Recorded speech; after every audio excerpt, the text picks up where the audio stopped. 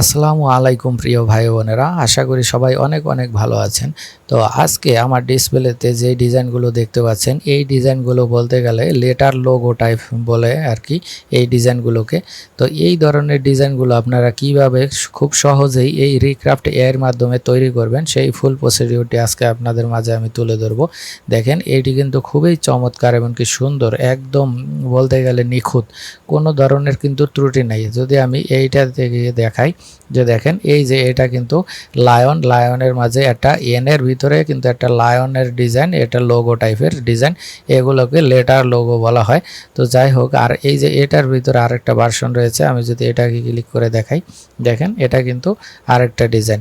বলতে গেলে সবগুলোই কিন্তু একদম ইউনিক টাইপের ডিজাইন, খুবই চমৎকার। দেখেন এই যে খুবই চমৎকার ডিজাইন। এই ডিজাইনগুলো আপনারা কিভাবে তৈরি করতে পারবেন এবং কি এখান থেকে এসভিজি ফরম্যাটে ডাউনলোড করে সেই ডিজাইনগুলোকে আপনারা অটোমেশন টুলসের মাধ্যমে আপনারা বলতে গেলে এক ক্লিকেই অটোমেশন টুলসের মাধ্যমে সমস্ত ফাইল রেডি করে, এমনকি আমরা সেই ফাইলগুলোকে এসইও করে আমাদের অ্যাডোবি স্টকে আপলোড করে আমি আপনাদেরকে আজকে দেখাবো। ভিডিওটি একটু কষ্ট করে ধৈর্য ধরে দেখুন, ইনশাল্লাহ অনেক কিছু শিখতে পারবেন। তো ফার্স্টেই এই দুইটা যেহেতু আমার ডিজাইন আগে আমি করেছি, তার জন্য আমি এখান থেকে কি করব, এই যে একটা ডিজাইন আমি একটু কপি করে এখানে রেখে দিচ্ছি।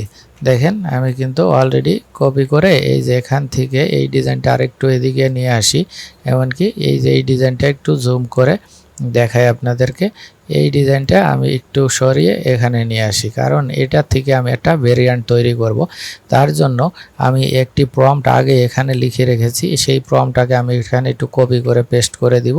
এমনকি এখন যদি আমি এই যে রিক্রাফটে ক্লিক করি, তাহলেই দেখেন যে বলতে গেলে ম্যাজিক বা জাদুর মতো কিন্তু একটা লেটার লোগো তৈরি হয়ে যাবে। এখানে এটা লায়ন রয়েছে, আমি এটাকে টাইগার করে দিয়েছি, আর বাকি সব কিছু ঠিক রয়েছে। এই যে এখানে আমি এটাকে একটু ব্লার করে দিয়েছি, এজন্য আমি আন্তরিকভাবে দুঃখিত।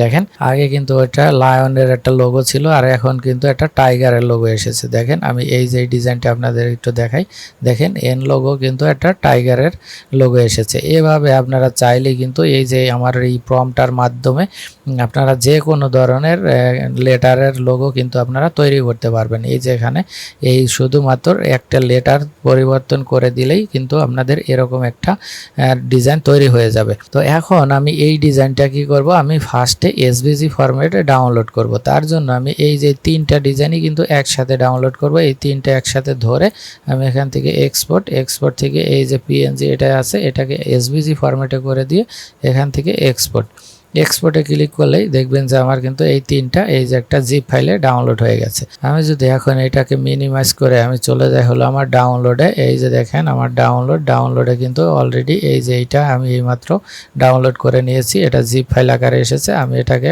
এখান থেকে এক্সট্রাক্ট অল করে দিয়ে আনজিপ করে নেব। দেখেন এই যে তিনটা কিন্তু আমার জিপ ফাইল অলরেডি চলে আসছে। এই তিনটা জিপ ফাইলের এই ফোল্ডার নেমটা আমি একটু চেঞ্জ করে দিই, সেটা হলো এখানে যেহেতু লেটার লোগো, আমি একে এল এভাবে একটা ফোল্ডার ক্রিয়েট করে এটার ভিতরে রেখে দিচ্ছি। আর এই যে জিপ ফাইলটা আমি একটু কেটে দিই, দেখেন আমার এই ফোল্ডারের ভিতর রয়েছে। এখন এই যে এই ডিজাইনটা কিন্তু আমি অটোমেশন টুলসের মাধ্যমে রেডি করব। তার জন্য দুইটা অটোমেশন টুলস ব্যবহার করতে হবে। তো প্রথম টুলসটা আমি একটু নিয়ে যাই আপনাদেরকে। এই যে এখানে দেখেন অটোমেশন টুলসে আমার একটা ফোল্ডার রয়েছে, এটার ভিতরে আমার কিন্তু বেশ কিছু অটোমেশন টুলস রয়েছে। এখন আমি ফার্স্টে কী করব, এই যে দেখতে পাচ্ছেন এখান থেকে ইপিএস গ্রুপ, এই অটোমেশন টুলসটা আমি একটু ওপেন করব। এটাকে রাইট বাটন ক্লিক করে এখান থেকে দেখতে পাচ্ছেন ওপেন উইথ, তারপরে অ্যাডোবি ইলাস্ট্রেটরে আমি অ্যাডোবি ইলাস্ট্রেটরে ফার্স্টেই এই অটোমেশন টুলসটা ওপেন করে নিব। হ্যাঁ দেখেন অটোমেশন টুলসটা আমার ওপেন হওয়ার মাধ্যমেই কিন্তু আমার এই যে এখন কোথায় রয়েছে আমার সেই ফাইলটা, লোকেশনটা আমাকে একটু দেখিয়ে দিতে হবে। তার জন্য এই যে ডাউনলোডের ভিতরে এখান থেকে দেখেন এই যে এই ফোল্ডারটা সিলেক্ট করে জাস্ট এখান থেকে ওকেতে ক্লিক করলেই দেখেন ম্যাজিক বা জাদুর মতো কিন্তু আমার একদম অটোমেশন টুলসে কিন্তু সব কিছু করে দিচ্ছে। দেখেন আমাকে কিন্তু একটা ইপিএস ফরম্যাটে করে দিবে। এই যে দেখেন অলরেডি কিন্তু আমার 3টা অলরেডি ডান। এখন আমি এখান থেকে চলে যাব হলো আমি এই যে সেই লেটার LLA এই ফোল্ডারটিতে। এখানে যদি ক্লিক করি তাহলে দেখেন আমি একটু ভিউ করি, এই যে দেখেন আমার কিন্তু আগে SVG ভার্সনে ছিল আর এখন কিন্তু আমাকে 3টা EPS ভার্সনে করে দিয়েছে। এখন এই EPS ভার্সনে যে কোনো একটা যদি আমি একটু ওপেন করি তাহলে আপনাদেরকে একটু দেখাই। দেখেন এই যে দেখছেন খুব সুন্দর এমনকি চমৎকার হয়েছে। এটাকে যদি আমি একটু বামে নিয়ে আসি তাহলে দেখেন এখন আমি এই যে এটারে যদি একটু আনগ্রুপ করে আপনাদেরকে দেখাই, এই যে দেখেন পিছনের একটি ব্যাকগ্রাউন্ড আলাদা রয়েছে, এমনকি প্রত্যেকটা পার্ট বাই পার্ট কিন্তু আমার আলাদা হয়ে গেছে।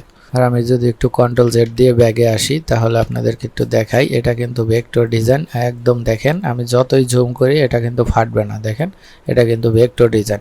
বলতে গেলে এই অটোমেশন টুলসটার মাধ্যমে কিন্তু আমাকে এক ক্লিকে আমি চাইলে যত খুশি তত ফাইল কিন্তু আমি এখান থেকে একদম SVG থেকে EPS করে নিতে পারবো। এখন এখান থেকে আরেকটা জিনিস দেখেন যে আমি যদি একটা আর্টবোর্ডে ক্লিক করি তাহলে দেখেন এই যে আর্টবোর্ডটা রয়েছে আমার 1024x1024 পিক্সেলের। এখন এই আর্টবোর্ডের সাইজে কিন্তু আমার এই ভেক্টরটা যদি আপলোড করি তাহলে কিন্তু আমার এই ডিজাইনটা অ্যাপ্রুভ করবে না। এখন সেই ক্ষেত্রে আমি আরেকটা অটোমেশন টুলসের মাধ্যমে আমি এই আর্টবোর্ডের সাইজটাকে 4000x4000 করে নিব। তার জন্য আমি এই ডিজাইনটা এখান থেকে একটু কেটে দিই, এমনকি এই সম্পূর্ণ উইন্ডোজটাই কেটে দিই। এই যে 3টা EPS, এই 3টা EPSকে আমি একটা ফোল্ডারের ভিতর করব। তার জন্য এখানে Ctrl X দিয়ে কাট করে এখান থেকে একটা ফোল্ডার ক্রিয়েট করে আমি নিউ ফোল্ডার ক্রিয়েট করে আমি এটার ভিতরে পেস্ট করে দিচ্ছি, কারণ আমি এই 3টাকে নিয়ে কাজ করব। তার জন্য আমি আলাদা একটা ফোল্ডারে রেখে দিলাম। এখন আমি চলে যাব হলো আমার সেই অটোমেশন টুলসের ভিতরে। এই যে এখানে দেখেন আরেকটা অটোমেশন টুলস কিন্তু আমার রয়েছে EPS টু রেডি ফাইল। এখন আমি এই যে এই ফাইলটাকে আমি একটু ওপেন করব। তার জন্য এই যে ইলাস্ট্রেটরে আমি ফার্স্টে একটু ওপেন করে নিই, তারপরে আমাকে একটু লোকেশনটা একটু দেখিয়ে দিতে হবে। দেখেন আমার ইলাস্ট্রেটরটা কিন্তু ওপেন হয়ে গিয়েছে। এখন এই যে ব্রাউজার থেকে আপনার ফাইলটা কোন ফোল্ডারে রয়েছে সেটা কিন্তু আপনাকে একটু দেখিয়ে দিতে হবে। তার জন্য আমার এই যে ডাউনলোডের থেকে এই যে LLL এটার ভিতরে রয়েছে কোথায়, এই যে নিউ ফোল্ডার, এটার ভিতরে কিন্তু আমার রয়েছে। জাস্ট এটা দিয়ে ওকে। এখন আমি এইটারে এক্সপোর্ট করব কোন ফোল্ডারের ভিতরে সেটা একটু লোকেশনটা দেখিয়ে দিতে হবে। আমি সেম ফোল্ডারে এক্সপোর্ট করব, তার জন্য এটাকে কপি করে এনে আমি এখানে এসে পেস্ট করে দিলে সেম ফোল্ডারে হয়ে যাবে, সমস্যা নেই। এখন এই যে এখানে দেখতে পাচ্ছেন হাইট আর ওয়েট রয়েছে, আমার যেহেতু 1000 পিক্সেল ইন্টু 1000 পিক্সেল রয়েছে, আমি এটা কি করব, এখানে আমি 4000 পিক্সেল করে দিব। তার জন্য এটা 4000, এটা 4000 করে দিয়ে আমি এটাকে কোন ভার্সনে সেভ করতে চাচ্ছি সেটা একটু দেখিয়ে দিতে হবে। আমি এটাকে এই যে শুধু অনলি EPSটা রাখবো আর বাকি সব টিক মার্ক উইথড্র করে দিব। আর এখানে এই যে দেখতে পাচ্ছেন অ্যাডোবি ইলাস্ট্রেটর CC আছে, এটা CC তে থাকুক, কারণ এই ভার্সনটাই আপনাদের অ্যাডোবি ইলাস্ট্রেটরে অ্যাপ্রুভ করবে, কোনো সমস্যা নেই। এখন এখান থেকে আমি করব এই যে এটাকে 8 করে দিবে, আর এটা 72 আছে, 72 PPI এটাই থাকুক, সমস্যা নেই। জাস্ট এখান থেকে আমি ওকেতে ক্লিক করে দিব। তাহলেই দেখেন যে একদম বলতে গেলে অটোমেশন টুলসের ম্যাজিক। আমাকে কিন্তু আগে কিন্তু 1024 পিক্সেল ইন্টু 1024 পিক্সেল ছিল, আর এখন এই ফাইলটা কিন্তু 4000 ইন্টু 4000 পিক্সেল হয়ে যাবে। আমি একটা ফাইল আপনাদের আবার একটু ওপেন করে দেখাবো। এই যে আমার দেখেন 3টা ফাইলে কিন্তু কমপ্লিট। এখন আমি যদি চলে যাই হলো আমার সেই ফোল্ডারটিতে, এই যে দেখেন আমি সেই ফোল্ডারটিতে এসেছি। এই যে এটার ভিতরে কিন্তু আমি নিউ ফোল্ডার করেছিলাম, এবং কি এই যে 3টা ফাইলে কিন্তু আমার এই যে এখানে আলাদা আরেকটা ফোল্ডারের ভিতরে করে দিয়েছে অলরেডি, এই যে EPS ফাইল। দেখেন এই ফাইল 3টা যদি আমি একটু ওপেন করি যে কোনো একটা, তারপরে দেখেন এই যে দেখেন এটার সাইজটা কত এসেছে, এবার একটু দেখেন। আচ্ছা আমি যদি আর্টবোর্ডে একটু ক্লিক করি তাহলে দেখেন এই যে এখানে দেখেন 4000 পিক্সেল ইন্টু 4000 পিক্সেল। দেখছেন আমি কিন্তু অটোমেশন টুলসের মাধ্যমে একদম এই আর্টবোর্ডের সাইজটাকেও বাড়িয়ে নিয়েছি। এখন এটাও কিন্তু সেম এই আগের মতোই, কোনো ধরনের ত্রুটি নাই। আর এখান থেকে আনগ্রুপ করলে কিন্তু প্রত্যেকটা পার্ট বাই পার্ট আলাদা হয়ে যাবে। দেখছেন বলতে গেলে প্রত্যেকটা পার্ট বাই পার্ট আলাদা হয়ে গেছে। তো আপনারা এই প্রসেসে ফলো করে কিন্তু আপনাদের এই যে SVG থেকে EPS ফরম্যাটে তারপরে এইটাকে একটু আপ স্কেল করে আপনাদের অ্যাডোবি স্টকে আপলোড করতে পারবেন। এখন আমি এই যে যেই 3টা ফাইল রয়েছে এই 3টা ফাইল কিন্তু আমি আমার অ্যাডোবি স্টকে আপলোড দিতে পারবো। এখন চাইলে কিন্তু আমি এই অবস্থায় আপলোড দিতে পারি, কিন্তু আমি এই অবস্থায় আপলোড দিব না, কারণ এই ফাইল 3টাকে আমি আগে একটু SEO করে নেব। SEO করলে আমার ফাইলগুলোকে একটু র্যাঙ্কিংয়ে আসার সম্ভাবনা বেড়ে যাবে। তার জন্য আমি ফার্স্টে এটাকে এসইও করে নিব। সেই এসইও করার জন্য আমি আজকে ব্যবহার করব এই যে মেটামাস্টার। এই মেটামাস্টার দিয়ে কিন্তু আমার প্রতিনিয়তই ভিডিও আছে, আপনারা জানেন। এটা থেকে কিন্তু আপনার ইমেজ, ভেক্টর, তারপরে ভিডিও সব কিছুই কিন্তু এসইও করা যায়। আর আমি যেহেতু আজকে ভেক্টর এসইও করব, তার জন্য এই যে এখানে দেখতে পাচ্ছেন ভেক্টর, এটাকে সিলেক্ট করে দিব। আর 3টা ভেক্টর যেহেতু আমি একসাথে এসইও করব, তার জন্য এই যে সিলেক্ট ফোল্ডার, এটাতে একটা ক্লিক করে দিব। ক্লিক করে এই যে এখান থেকে কোন ফোল্ডারে রয়েছে সেটাকে আমার একটু দেখিয়ে দিতে হবে। এই যে ডাউনলোডের ভিতরে এটার থেকে এই যে নিউ ফোল্ডার থেকে এই যে ইপিএসটা সিলেক্ট করে আমি এখানে সিলেক্ট ফোল্ডারে ক্লিক করলে এই যে দেখেন আমার 3টা ফাইলই কিন্তু এখানে চলে এসেছে। এখন এখান থেকে কি করব, জাস্ট স্টার্টে ক্লিক করলেই আমাকে দেখবেন যে এখানে একটা টাইটেল, কিওয়ার্ড, ডেসক্রিপশন, এখানে ক্যাটাগরি সব কিছু কিন্তু আমাকে অটোমেটিক লিখে দিবে। দেখেন এই যে দেখেন খুব সুন্দর, ছোটোর ভিতরে কিন্তু খুব সুন্দর একটা টাইটেল আমাকে লিখে দিয়েছে। এখানে টাইটেলটা আমার যেহেতু লেটার লোগো, এখানে কিন্তু দেখেন লিখেই দিয়েছে। তার মানে কিন্তু খুব সুন্দর, এমনকি ইউনিক টাইপের, এমনকি কিছু কিওয়ার্ড, ডেসক্রিপশনও কিন্তু আমাকে লিখে দিয়েছে। এখন এই যে দেখতে পাচ্ছেন ফাইল নেম, এই ফাইল নেমটাও আমি একটু চেঞ্জ করব, কারণ এটাও কিন্তু হিজিবিজি রয়েছে। এটাকে এইভাবে আপলোড করলে কিন্তু এসইও হলো না, আর আপনাদের ফাইল কিন্তু র্যাঙ্কিংয়ে আসবে না। তার জন্য এখান থেকে আমি কি করব, এই যে রিনেম ফাইল, তারপরে এই যে সিলেক্ট ফোল্ডার, তারপরে ওকে। দেখেন আমার এই ফাইলের নেমটাও কিন্তু চেঞ্জ হয়ে গিয়েছে। এখন আমাকে কি করতে হবে, এই যে দেখতে পাচ্ছেন ইনভার্টেড ভেক্টর, ভেক্টরে যদি ক্লিক করি তাহলে কিন্তু আমার এই ইমেজগুলার ভিতরে, বলতে গেলে প্রপার্টিসের ভিতরে আমার এই যে টাইটেল, তারপরে কিওয়ার্ড, ডেসক্রিপশন সব কিন্তু বসে যাবে। এমনকি বসে যাওয়ার পরে আমাকে কিন্তু প্রত্যেকটার একটা জেপিজি ফাইল তৈরি করে দিবে। দেখেন এই যে ম্যাক্সিমাম জেপিজি ফাইল কিন্তু আমাকে তৈরি করে দিয়েছে। এখন জাস্ট ওকে। এখন যদি আমি আপনাদেরকে একটু এই যে ক্লিক করে দেখাই, দেখেন আগে কিন্তু অনলি 3টা ইপিএস ছিল, এখন 3টা ইপিএস এর কিন্তু আবারও 3টা জেপিজি ফাইল আমাকে তৈরি করে দিয়েছে। এখন এখানে আরেকটা জিনিস দেখেন, এই যে জেপিজি ফাইলের ভিতরে প্রত্যেকটা ওয়ার্ডের পর কিন্তু একটা শর্ট হাইফেন রয়েছে। দেখেন প্রত্যেকটা ওয়ার্ডের পরেই একটা শর্ট হাইফেন রয়েছে। এখন এই শর্ট হাইফেন অনুযায়ী যদি আপলোড করেন তাহলে কিন্তু এসইও হলো না। এইটাকেও আপনাদেরকে একটু রিমুভ করতে হবে।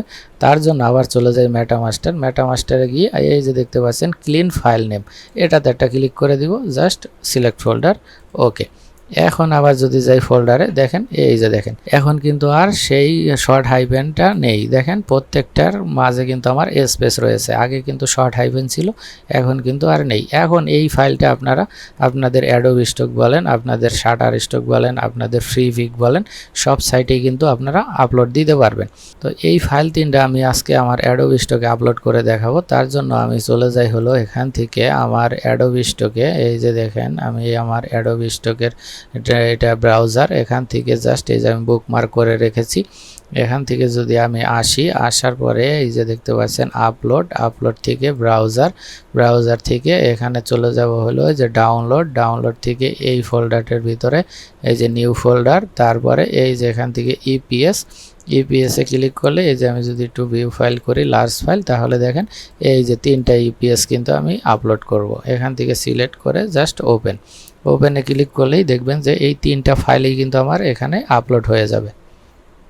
হ্যাঁ দেখেন অলরেডি আমার 3টা ফাইলই কিন্তু আপলোড হয়ে গিয়েছে। এখন এই ইমেজ 3টা যেহেতু আমি আগেই এসইও করে নিয়েছি, এখানে কিন্তু আমার এক্সট্রাভাবে ট্যাগ, টাইটেল কিন্তু কিছু দিতে হবে না। এই যে দেখতে পাচ্ছেন এখানে একটা টাইটেল, তারপরে যেখানে কিছু কিওয়ার্ড অটোমেটিক কিন্তু বসে গিয়েছে। দেখেন এই যে এটাও সেম, একটা টাইটেল, কিওয়ার্ড এখানে কিন্তু অটোমেটিক বসে গিয়েছে। এখন আমি এখান থেকে কি করব, জাস্ট সিলেক্ট অলে ক্লিক করে এখান থেকে এই যে নো বাটনে ক্লিক করব। নো বাটনে ক্লিক করে এই এআইটাকে চেকবক্স করে দিয়ে তারপরে এই যে এখান থেকে আমি এটাকে সিলেক্ট করে দিব people and properties and fiction, এটাকে সিলেক্ট করে, আর এটা যেহেতু আইকনের মতো বা লোগো, এই জন্য আমি এই আইকনটাকে সিলেক্ট করে, আর এটা যেহেতু সিঙ্গেল একটা করে তার জন্য এই যে সিলেক্ট সিঙ্গেল আইকন, এটাকে একটু সিলেক্ট করে দিয়ে জাস্ট সেভ ওয়ার্ক এটাতে ক্লিক করলে এই যে দেখেন আমার ফাইল 3টা কিন্তু সাবমিটের জন্য প্রস্তুত। এখন শুধু আমি কি করব, সাবমিট ফাইল, তারপরে এই যে এখান থেকে 2টাকে চেক বক্স করে দিয়ে কন্টিনিউ, তারপরে এটাকে ক্যাট সিলেক্ট করতে হবে, এখানে একটা ক্যাট, এখানে ভেরিফাই, ওকে সাবমিট। দেখেন আমার ফাইল 3টা কিন্তু অলরেডি সাবমিট ডান। এই যে দেখেন আমি কিন্তু আগেও কিছু ফাইল সাবমিট করেছি, সেই সাবমিট ফাইলে কিন্তু এই যে দেখেন ইন রিভিউতে চলে এসেছে। তো আজকে আমি এই যে যেই প্রসেসটা দেখালাম এই প্রসেসটাও অবলম্বন করে আপনারা কিন্তু খুব সহজেই এই ফাইলগুলোকে তৈরি করতে পারবেন অটোমেশন টুলসের মাধ্যমে, বলতে গেলে এই যে রিক্রাফট এআই এর মাধ্যমে। এই রিক্রাফট এআইটা আমার কিন্তু পেইড ভার্সন, আপনাদের যদি কারো প্রয়োজন হয় তাহলে আমার সাথে যোগাযোগ করে নিতে পারবেন। 5000 ক্রেডিট পেয়ে যাবেন আপনারা 1 মাসের জন্য। যদি কারোর প্রয়োজন হয় তাহলে ডেসক্রিপশনে দেওয়া নাম্বার থাকবে আমার হোয়াটসঅ্যাপ নাম্বার, সেই নাম্বারে আমার সাথে যোগাযোগ করে ইনশাল্লাহ নিতে পারবেন। তো আশা করি ভিডিওটি আপনাদের কাছে ভালো লেগেছে। তো আজকে এই পর্যন্তই। আল্লাহ আপনাদের ভালো রাখুক, সুস্থ রাখুক, এই বলে বিদায় নিচ্ছি। আসসালামু আলাইকুম।